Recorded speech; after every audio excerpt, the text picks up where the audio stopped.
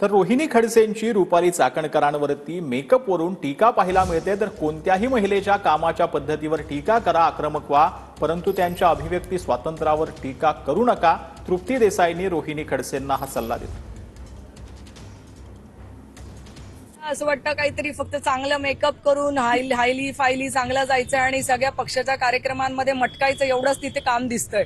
त्यांच्या जवळ त्यांच्या पुण्यामध्ये ज्या घटना झालेल्या आहेत त्या घटनांवरती त्यांचं साधं वक्तव्य चिकार शब्द आलेला नाहीये। त्या संपूर्ण महाराष्ट्राच्या महिला आयोगाच्या अध्यक्ष नाहीयेत।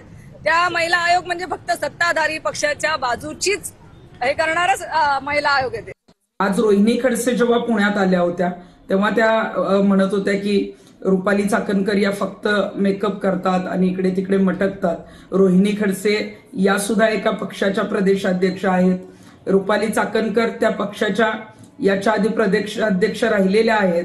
त्यांनी काही चुका केल्या कामाच्या तर निश्चितच आपण टीका केली पाहिजे, पण प्रत्येकाला ताई अभिव्यक्ती स्वातंत्र्य आहे, त्यांना कसं राहायचं हा त्यांचा प्रश्न आहे।